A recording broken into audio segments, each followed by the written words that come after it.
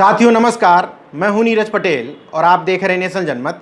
इस समय लोगों में इस बात को लेकर के आम चर्चा है कि प्रधानमंत्री नरेंद्र मोदी के सुपरहिट प्रोग्राम मन की बात को लगातार जो डिसलाइक मिलने की संख्या बढ़ रही है, इसके बाद सुप्रीम कोर्ट ने भी अपना रुख बदल लिया है। दिल्ली हाई कोर्ट ने पहले केंद्र सरकार के मेक इन इंडिया और आत्मनिर्भर भारत पर टिप्पणी करते हुए उनको पाखंड बताया।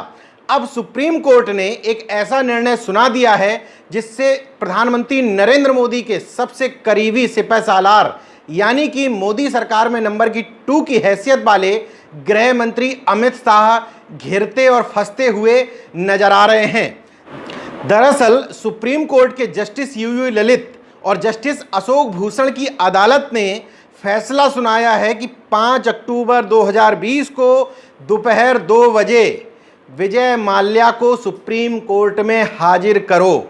वही विजय माल्या जो 9,000 करोड़ रुपए लेकर के लंदन भाग करके बैठा हुआ है, वही विजय माल्या जो CBI, ED, Interpol, income tax समेत पूरे मोदी सरकार के बुलावे और लाख कोशिशों के बावजूद, करोड़ों रुपए खर्च करने के बावजूद भी भारत नहीं लाया जा सका।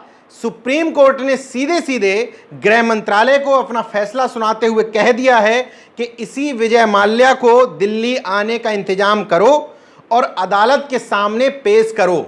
अब सोचने की बात यह है कि मोदी सरकार लाख कोशिशों के बावजूद या दिखावे वाली कोशिशों के बावजूद अभी तक जो नहीं कर पाई या करना नहीं चाहती थी, क्या वो सुप्रीम कोर्ट के आदेश के बाद अमित शाह जाएंगे और कान पकड़ करके विजय माल्या को भारत लेकर के आएंगे?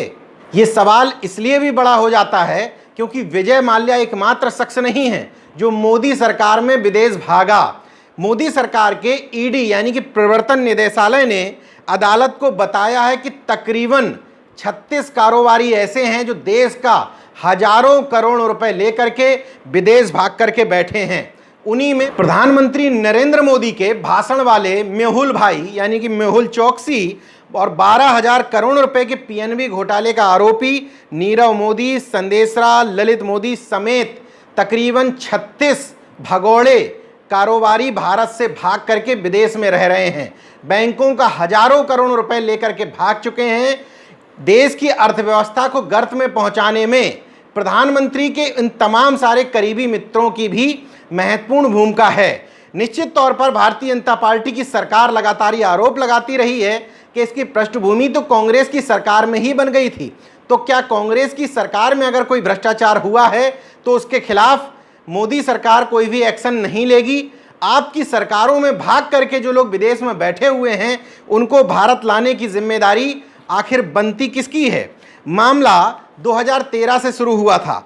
स्टेट बैंक की अगुवाई में विजय माल्या को कर्ज देने वाले देश के दर्जन भर से ज़्यादा बैंक कर्नाटक हाईकोर्ट पहुंचे। बैंक वालों ने हाईकोर्ट से कहा कि हमारा तकरीबन 6,000 करोड़ रुपए कर्जा विजय माल्या नहीं दे रहा है। जब बैंक सम्मिलित होकर के कोर्ट गई तो विजय माल्या ने लिखित रूप से बैंकों से कहा कि जब तक मैं आपका कर्जा नहीं चुका देता हूं तब तक अपनी कोई भी संपत्ति नहीं बेचूंगा। इस मामले पर सुनवाई करते हुए कर्नाटक हाई कोर्ट ने अंतरिम फैसला सुनाया। माल्या अब के बाद से ना अपनी कोई संपत्ति बेचेगा, ना ही किसी को ट्रांसफर करेगा, ना ही किसी को अपनी संपत्ति में शामिल करेगा। लेकिन माल्या तो माल्या ठहरा। चूंकि सरकार का बर्दस्त उसके ऊपर था तो कोर्ट की बात को धता बताते हुए उसने 3,000 करोड़ रुपए किसी भगत माल्या नाम के व्यक्ति के खाते में डाल दिए। इसके बाद फिर सारे बैंक सुप्रीम कोर्ट पहुंचे और उन्होंने कहा कि विजय माल्या अपना सब कुछ बेच बाच करके विदेश भागने की फिराक में है। कोर्ट ने कहा कि विजय माल्या सारी संपत्ति का हिसाब तत्काल कोर्ट के सामने पेश करे, लेकिन भगत और विजय माल्या ने कोर्ट को कोई हिसाब नहीं दिया। उसके बाद 3,000 करोड़ रुपए कहां गायब हो गए, किसके अकाउंट में चले गए, इसका हिसाब किताब न बैंकों के पास है, न विजय माल्या के पास है और ना ही सुप्रीम कोर्ट में कोई हिसाब किताब दिया गया। लंदन भागने के बाद 2016 में मोदी सरकार लगातार दिखावा करती रही। बैंक के अधिकारी, ईडी, इनकम टैक्स, सीबीआई वाले और तमाम वरिष्ठ अधिवक्ता सरकार के पैसे पर ऐश करने लंदन जरूर घूम आए, अपने परिवार को घुमा लाए, लेकिन विजय माल्या को वापस नहीं ला पाए। इसी बीच में 24 अप्रैल 2016 को विदेश मंत्रालय ने विजय माल्या का पासपोर्ट रद्द कर दिया और प्रधानमंत्री नरेंद्र मोदी के गुणगान में लगा ये गोदी मीडिया वाहवाही करने लगा कि जैसे मानो कोई बहुत बड़ा फैसला सुना दिया हो। बीच बीच में ये गुलाम मीडिया ये भी बताता रहता है लोगों को कि विजय माल्या, मेहुल चोकसी, नीरव मोदी अब लाए जाने वाले हैं, तब लाए जाने वाले हैं। जब भी मोदी सरकार फंसने की भूमिका में होती है, ये गोदी मीडिया इनको भारत में लाने की बात करने लग जाता है। अब तो सीधे सीधे सुप्रीम कोर्ट ने फैसला सुना दिया है और देश के गृह मंत्रालय यानी कि गृह मंत्री अमित शाह को फंसा दिया है कि जाकर के विजय माल्या को कान पकड़ करके 5 अक्टूबर 2020 को दोपहर 2 बजे कोर्ट में हर हाल में हाजिर करो।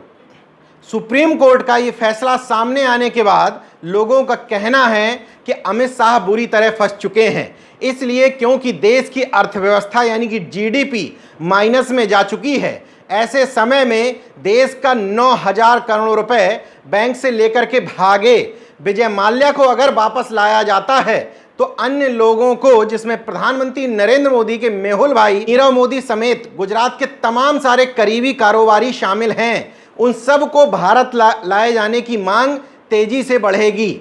अब क्या होता है, अगले महीने 5 तारीख को सुप्रीम कोर्ट में विजय माल्या की पेशी अमित शाह करा पाते हैं या नहीं करा पाते हैं, ये देखने की बात होगी। बहरहाल सुप्रीम कोर्ट ने एक बड़ा निर्णय लिया है और अमित शाह को इस निर्णय के जाल में फंसा दिया है। देखते रहिए नेशनल जनमत, जागरूक और सजग बने रहिए। जय विज्ञान, जय संविधान।